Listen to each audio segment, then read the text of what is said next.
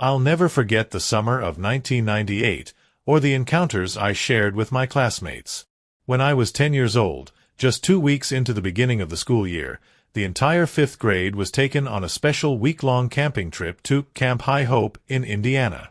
Being 10 years old, the idea of spending a week away from home, without any parents or siblings, just friends and the other kids from school, was one of the coolest experiences you could ever hope for as a child. The bus arrived at the camp after about 3 hours on the road, and despite the relatively short ride, we were all tired. It was just noon, and we wanted nothing more than to rest. The 3 classrooms were divided by gender, as one would expect. The boys had their cabin on one end of the camp, and the girls had their own on the opposite end. It was a rule that no boys were allowed to enter the girls' cabin and no girls were allowed to enter the boys' cabin. The teachers, who were chaperoning the camping trip, kept this rule strictly enforced.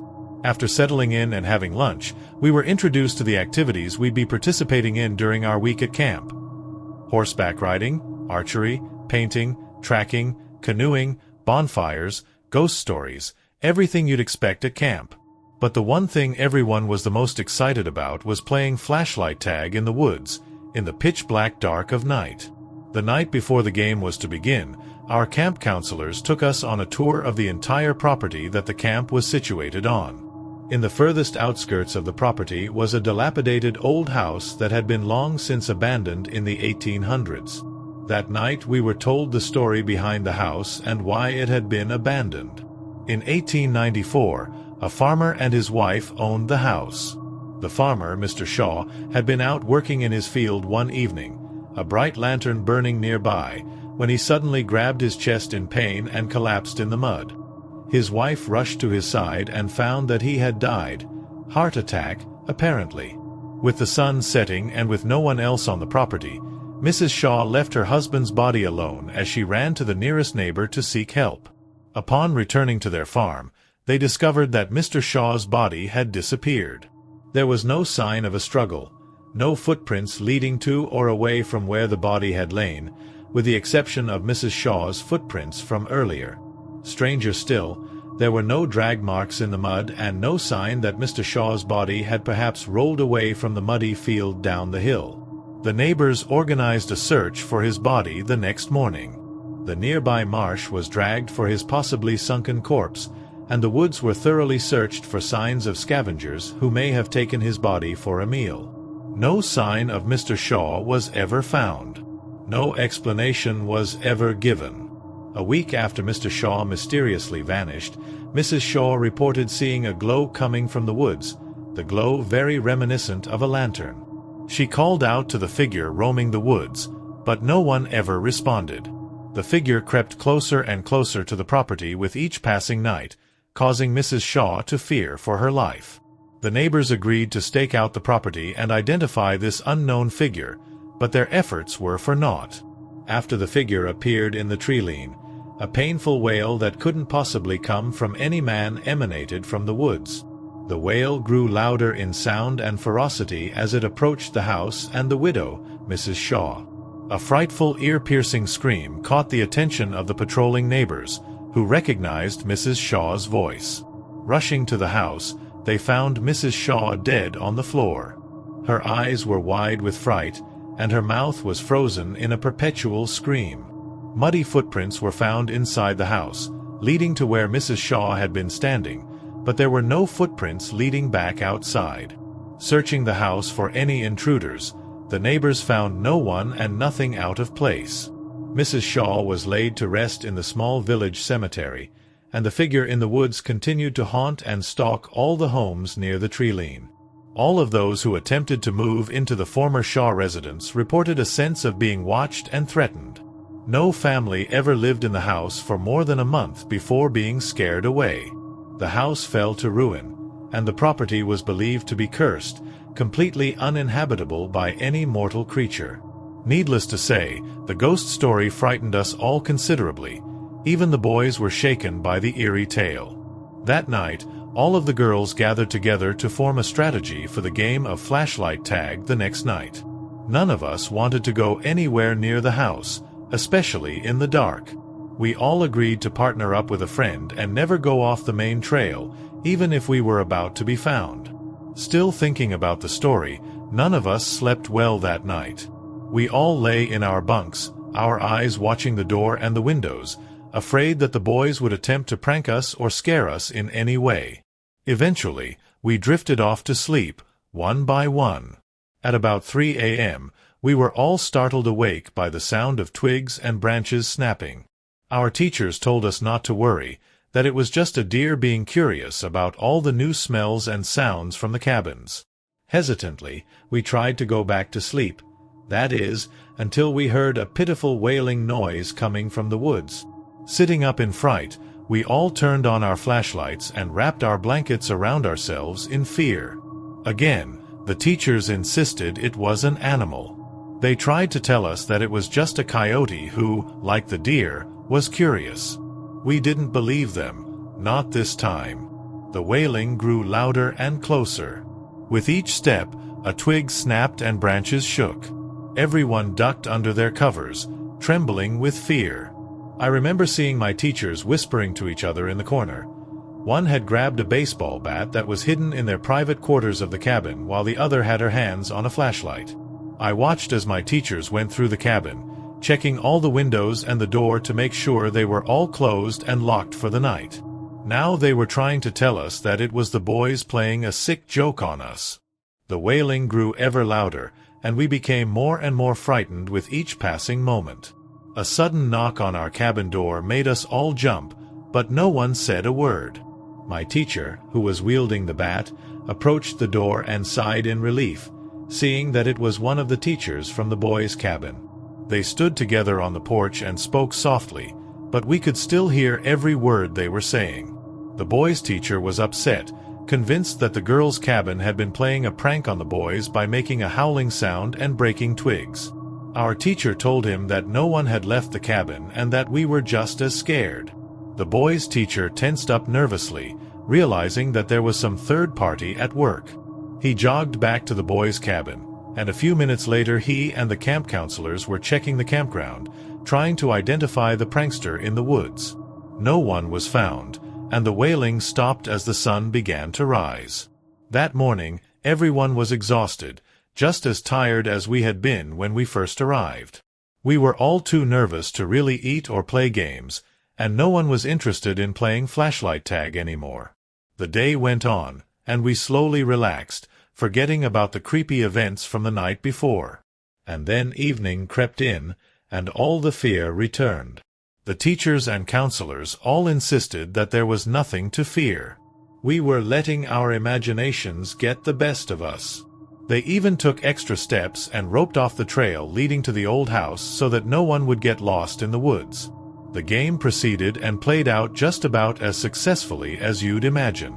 Everyone was scared stiff and wandered aimlessly on the dark trails, unwilling to walk alone. As a group, the entire camp ended up wandering much further away from the camp than we were allowed, which made the teachers and counselors very angry. We kept seeing shadows of people darting along the trails and behind the tree lines. No one else was supposed to be out on the trails that night, yet we saw strangers stalking us in the darkened woods. In a panic, many of us ran back toward the camp while the rest of us became lost, only to find ourselves surrounded by the shadows.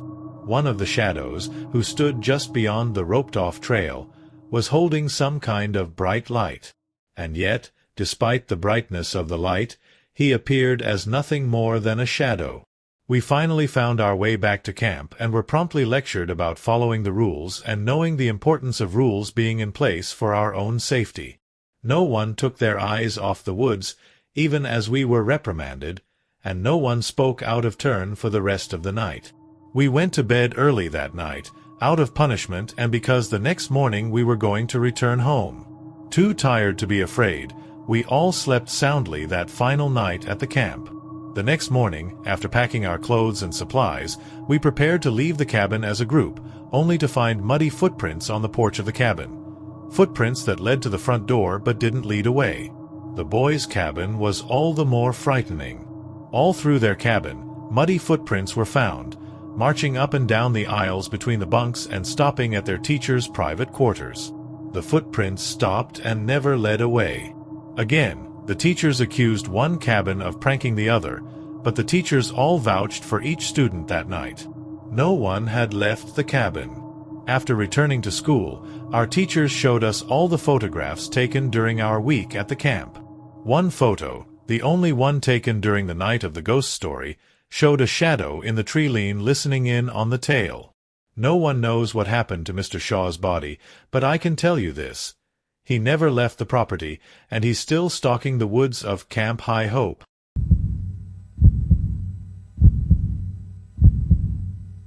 I've gotten into some trouble recently, and I need to tell people about it. I need to know if anyone has experienced something like this. I don't want to be alone in this. I'm really, really scared. Please, bear with me while I explain what happened to me. For the purposes of this, I'm going to remain anonymous, so I don't complicate my situation further. You'll find out why in a little bit. I really appreciate you taking your time to hear me out and help me. It all started at school while I was taking a calculus test. The classroom door opened, and a police officer stepped inside. I remember glancing over to him, looking for an excuse to take a break from my test. I didn't recognize the police officer. He wasn't one of the normal officers that patrolled my high school. He had another officer with him, and my principal was standing in the hallway with a worried expression. It's not like I had never seen officers before. They broke up fights and arrested students on occasion. Though, a pit formed in my stomach when the larger officer stared right at me. In a gruff voice, the officer insisted that I be removed from class and immediately go to the police station for questioning. My heart began to race while I wondered what they wanted. Questioning? About what? I didn't cause trouble, so was it something else? Was I in the wrong place at the wrong time? Had something happened to one of my friends? Everyone stared at me until I left the room. The door closed behind me, and I started to ask what the questioning was about. I barely got to finish my sentence before the officer was slapping handcuffs around my wrists. Then, he began to recite my rights while I panicked and demanded why I was being arrested. They wouldn't tell me anything. I had no choice but to walk with them out of my school and straight into the back of a patrol car.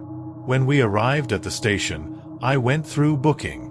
They took my mugshot, my fingerprints, and confiscated my car keys and cell phone. Afterward, they placed me in an interview room and left me by myself. I was a minor, so my interview couldn't begin until one of my parents arrived. It was the worst 20 minutes of my life. I was terrified. How could I be arrested? I hadn't done anything wrong. This had to be a huge mistake. My father eventually arrived and began questioning me about what was going on. I had no idea what to tell him. I thought that I was obligated to know why I was being arrested after all, but they practically abducted me from my school without a reason. A stern detective entered the room and sat opposite me, placing a file in front of him along with a cup of coffee. My father barraged the man with questions until the detective finally silenced him.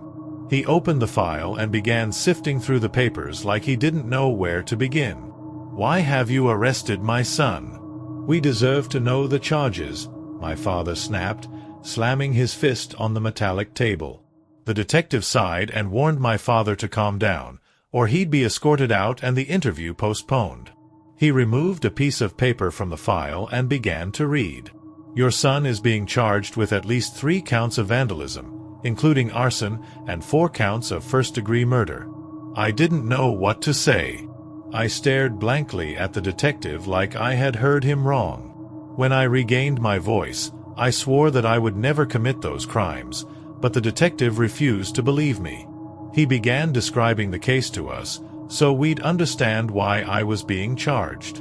Apparently, during one of the murders, a department store camera across the street from a crime scene caught the perpetrator on film, and they linked the figure to footage from a camera from a separate crime scene months before. In the most recent footage, the camera caught a glimpse of the murderer's face. The police took the image, improved its quality, and submitted it to a software that would digitally draw the face. Needless to say, the software's drawing of the perp resembles me. I can't even say the image resembles me. Somehow, I knew the image was me. It was my face. This was why I had been arrested. It had to be some sick coincidence. My father began defending me and demanding when these crimes supposedly took place, so I could provide credible alibis. Luckily for me, these crimes occurred at night. This meant that my parents and neighbors could cover me along with my baseball teammates. We often had late practices and games, and my coach would have a record of who had been in attendance. I felt confident that I would be allowed to leave after we tried to explain. However, the detective insisted that I wasn't going anywhere until witnesses confirmed my alibis, and shortly afterward, I received worse news. In addition to the witnesses, I was being required to take a polygraph test, which is a lie detector exam, and remain at the station for a psychological evaluation to be administered over the next 48 hours. My father tried to stay as long as possible, but the officers refused to let him return to the interview room. Simply put, I was terrified. The polygraph test was brutal. The detective would persistently ask me horrifying questions, and the entire time, he stared at me like I was already guilty. I avoided his eyes and focused on my knees. It made me feel so paranoid, like he was tricking me into incriminating myself. He'd ask the same questions over and over, rewording them, but I wouldn't back down. I was telling the truth, and I had to believe that. Yet when the test was over, I felt disgusted with myself, like I had actually committed those crimes. My psychological evaluation wasn't much better. It wasn't what I expected. I was led to a similar interview room and sat across from a man with a clipboard and glasses on the bridge of his nose. Honestly, we just talked for a little while. The psychologist wanted to learn a little more about me before we began our session. I just told him about my life, and I considered it perfectly normal. It just worried me when I'd talk about baseball, and I see his pen scribbling furiously away. Was that somehow a sign of insanity? I had no way of knowing. We had 4 sessions in total over the 48 hours. What worried me the most is not knowing his final verdict. I was returned to my cell before I got the chance to ask. Thankfully, I was released the following morning. I was shook awake by my mother, and we were escorted into the lobby by a police officer. My father was speaking to the detective with a frustrated expression and snatched a file from the man. I heard my father warning that my charges need to be dropped, or he'd sue for them holding me at the station without any evidence to back up their claims. I thought that my situation couldn't get any weirder after my nightmare at the station. Well, I was wrong. I started to get an uneasy feeling in my chest. I tried to ignore it at first. I mean, it wasn't easy returning to school and ignoring the stares with my arrest rumors spreading like wildfire. Only my friends listened to my explanation about it being a mistake, but even they acted strange around me. It would have only taken a few days for me to get used to it. I would have been able to do it. It was my parents that really made me feel uneasy. They knew that my arrest was a mistake, yet they tripped over their words like they were walking on eggshells. I couldn't take it any longer. The detective gave my father a file, and I was determined to find it. I wanted to know everything about my case and why they held so much suspicion over me. I waited for my parents to go on their date night, and I began searching through my parents' usual hiding spots. The file was locked in the back of my father's desk drawer, and I found it quick enough, giving me plenty of time to study it. I examined the case and my charges first. A few of them were minor, like a storefront being smashed out with a brick or the library being defaced with graffiti. I still have no idea how those were linked back to me. I didn't have a lot of time to read over every detail. The escalation of the charges confused me, though. The vandalism were misdemeanors, but not the arson, and especially not the murder. I flipped through the file, trying to find the digital drawing of the perpetrator's face, but it must not have been included with the paperwork. I stopped searching for it when I stumbled upon my polygraph results. I passed the test with flying colors, which should have been no surprise to me. Why was I put through a psychological examination then? I was relieved to discover a copy of the psychologist's notes at the back of the file along with a copy of the detective's notes. I started with the psychologist's notes and knew his opinion would be key. He'd know if there was something wrong with me. However, none of his observations were out of the ordinary. I read at the beginning of his notes that he was examining me for numerous personality disorders, but I didn't show signs of having any. I don't know why I felt so uneasy about this. I knew that I didn't have any disorders. There was even a copy of my medical history, and the worst thing on there is when I broke my arm and my pollen allergy. Something just didn't feel right, so I pushed on and glanced through the detective's notes. This is what I've concluded from him. Did I have a mental disorder? This is why I was examined by the psychologist. Did I have a twin? I do not have any siblings. I'm an only child, and medical records confirmed this. Most of his speculations were eventually disproven, but a brief note in the margins caught my eye. Are their fingerprints a coincidence? Their appearances? Not likely. What was he talking about? I went back through the file methodically and discovered a flash drive. I replaced the file and locked the desk drawer back, taking the flash drive back to my room with me. I slid it into my laptop and opened the files. A few of them were audio recordings which I assumed was documentation of my interview. I narrowed my eyes and clicked on an image with fingerprints on it, and my eyes widened. The detective was right. On the left was an image of the perpetrator's prints, taken from the most recent crime scene. On the other side were my prints after they were entered into the system. The fingerprints mirrored each other exactly. That couldn't be possible. Identical twins don't even have identical fingerprints. The fingerprint image was tossed into an evidence folder, and there was also a video file which I clicked on. I was a little confused at first because it was just surveillance footage of my jail cell. I checked the timestamp, and it was a little after midnight. I watched the video for a few minutes as I paced around the cell. This must have been my first or second night there. I appeared so distraught. I continued to watch the video as I paced in the same motion, stopping at the same spots and turning back around. Was this on a loop? Why was this in an evidence file? I skipped ahead to see if there'd be a change. I skipped to 1 in the morning and then to 3 in the morning. What the hell? I just kept pacing back and forth. Around 5 in the morning, it stopped and showed me sleeping on my bed. Had I been sleepwalking? I couldn't explain it. When I heard my parents return home, I shut off my computer and got ready for bed. I closed my eyes and tried to wrap my head around all of it. That's when I realized something extremely terrifying. There were a few notes from the psychologist that resonated with me now, pertaining to a particular disorder. He mentioned briefly unrest, anxiety, and something else. That's why I'm saying this now. I need help from someone. I'm so afraid. Please. I can't even look at myself in the mirror anymore. If you wake up in the morning and you don't remember having a dream, how do you know you were ever asleep? I have dissociative identity disorder, and I've done terrible things.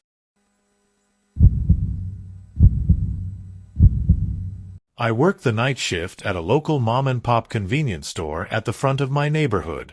We sell snacks, drinks, milk, bread, all the normal stuff that people need but aren't willing to make a traditional run to the grocery store for.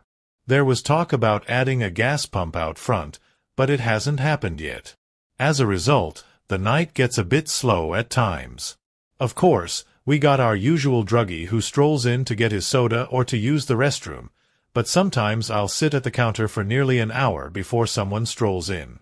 It can get a bit boring at times, but I've always got a good book or a YouTube video to keep my mind occupied. I'm supposed to clean the store in the slow periods of my shift, and I do, but that never takes me long. Each night, usually around 1 to 2 a.m., I finish the chore list and find myself surfing the web or plop down enjoying some novel. The night of the encounter was like any other day. It had been slow. The store was quiet. No one had come in for an hour. I was rereading my favorite Stephen King book when I heard a thudding sound coming from the inventory room. I jumped at the noise.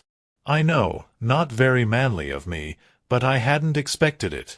Besides, I was at a pretty intense part of my book. I looked up at the digital clock sitting on the counter. It read 3:12 a.m. I didn't really think anything of the noise. I just assumed it was something that fell off one of the shelves. Even still, I felt a chill crawl its way down my spine. I remember glancing outside and seeing a sea of thick fog blanketing the landscape. This wasn't too uncommon. There was a lake across the street from the store, and occasionally fog would drift in. Still, I couldn't recall a time when the fog was quite as thick as this. I remember thinking that something could be standing out there watching me, and I wouldn't even know. But it was more than that. At that moment, I knew there was something out there. It was instinctual, a primal sense developed over years. The hairs on the back of my neck stood up, and goose flesh began to break out all over my arms. I was too frightened to get up from my spot at the cash register. I knew that I ought to investigate the sound in the back room, but I couldn't get my body to respond. I sat there, unable to look away from the glass front door, trying desperately to peer through the thickening fog. I couldn't see anything, but I was certain that if I turned away now, then the thing in the dark would rush forward. The fear was multiplying, growing into a living creature trying to tear its way from my stomach. I felt cold sweat begin to pour from my brow, streaming into my open eyes and causing them to sting. I couldn't blink. I was too worried about the consequences if I did, when I saw it. 2 pinpricks of light cut through the dense fog, temporarily blinding me. My panic rose to a crescendo, and my heart beat out of my chest. I half ducked behind the counter when I saw the figure approaching the door. My hand slid across the underside of the counter to find the panic button that would alert the police when the door swung wide. A burly man in a green jacket and black pants came strolling in, an amused look on his face. He looked at me, raised an eyebrow and said, "Hey, mister, you okay? You look like you've seen a ghost." I sighed and felt a physical weight lift off of me. I looked at him and said, "Yeah, sorry man. You just startled me. Couldn't see you approach the door until you opened it with all that fog out there." "Hey, I hear you there." I could hardly see the road in front of me. "Honestly, it's a bit unnerving out there. It makes you think some strange thoughts," said the man, looking a bit pensive. "Right, I could have sworn that someone was out there." "I mean, I guess you were," I said with a nervous laugh. "Yeah, I was." "It's nights like this that makes one think," said the man seriously. I felt uncomfortable with his answer. He just remained there motionless, staring at the door to the back room. I still hadn't investigated the noise in the back, and the man's blank look made me feel uneasy. The silence in the room was beginning to weigh on me, and I couldn't take one more moment of it. I asked, "Think about what?" The man smiled a toothy grin, and said, "Life, death, and all the moments in between. I try not to think about the first two too often. After all, who can truly know? Anyone can, if they are willing to pay the right price for it," said the man, a hungry look gleaming in his eyes. "You might be right. There is always a price to pay for knowledge. I mean, I'm pretty sure Adam and Eve learned that lesson, and aren't we still paying for it today? True enough, I suppose, but how is one supposed to live when one doesn't know the reason for existence?" asked the man. "I guess it is our duty to do the best with what we have in front of us." "And damn the truth, huh?" replied the man. "What truth? No one's truth is true. Many claim to have the answers, but few have more than just hot breath. Because many are liars, the truth doesn't exist? That doesn't seem to be an accurate conclusion either," said the man. "Does there have to be a singular truth? Why must it be universal? Can't something be true to one and not true for the other?" I would say that truth by its essence must be true to all, or else it isn't the truth. A truth true to you but not another is not the truth at all, it's merely a solution. Are you content to live a life of solutions rather than one of true knowledge? Asked the man. The question is superfluous. Of course I'd rather live a life of universal knowledge, but who knows such truth? And if I claimed to know the truth, what would you say to that? Questioned the man. I'd say you're either insane or a liar. Honest enough answer. But I am neither. I am something more. When one sees the truth they know it, so look and see for yourself, said the man. He took a couple steps forward, coming fully into the light, and I noticed his features for the first time. He had a severe look, a hawkish nose that looked as if it had been broken at least once. The landscape of his face was a jumble of cracks and wrinkles, dominated by a large scar that started right below his nose and continued through his lips, stopping at his jawline. It was the man's eyes that made me feel the most uneasy. They were as black as tar, and they drilled into me. Making eye contact with the man was like looking directly into a black hole. They seemed to draw you deeper. There was a little light shining in the middle of the man's pupil. I watched as it bounced and glowed, coming closer then drawing away. It was as if it was beckoning me to follow. When I saw that gleam, I wanted nothing more than to follow it, and damn the consequences. There was a beauty to the way it pulsated that held me captivated. I looked and saw and knew that there were secrets to be found in those depths. I also knew that if I followed the light, there would be no coming back. But I didn't care. I wanted to know. I wanted to see. The mysteries of the universe were held in that gyrating light bobbing in the abyss. I felt my soul beginning to be ripped from my body, torn from my essence and sent spiraling down that black tunnel towards that brilliant light. It was that same crashing sound I had heard from the back room that broke the trance. I looked away from those eyes, and I came smashing back to reality. My mind was scrambled, and it took me a second to get back into a normal state. The creature standing before me was just as confused as I was, clearly not used to its prey escaping it so easily. For a moment we looked at each other in utter shock. The man smiled at me, showing ragged, pointed teeth. I looked away in disgust, trying to feel for the silent alarm button on the bottom of the counter. My hand brushed the button and I pressed it with all my strength. The man remained standing there, absolutely motionless. He could have been a statue for all I knew. He didn't breathe, nor did his heart beat. Those black eyes never blinked, and I didn't dare make eye contact with him. Finally, he looked down at his watch and said, "The time is nearly here." With that the man turned and strolled directly out the door he had come. I watched him walk casually into the fog. I couldn't see clearly, so I'm not entirely sure what I saw. But still, the figure almost seemed to melt as if it was evaporating into the mist. One moment he was there, the next he wasn't. To this day, I still don't know what I saw that night. I do know this: there are things that walk in the dark that man knows nothing about. It's best to avoid certain watches of the night. I stay at home these days. I work in the safety of the daylight. Once I tried to watch the security footage. All that can be seen is the front door opening and closing. Then about 5 minutes later it happens again. No man can be seen, but still something opened that door. You can see my lips moving as if I am talking, but there is no audio and the conversation can't be heard. And that's the proof. I tried to watch the backroom footage. All that can be seen is a box of sodas busting as it falls from the top shelf.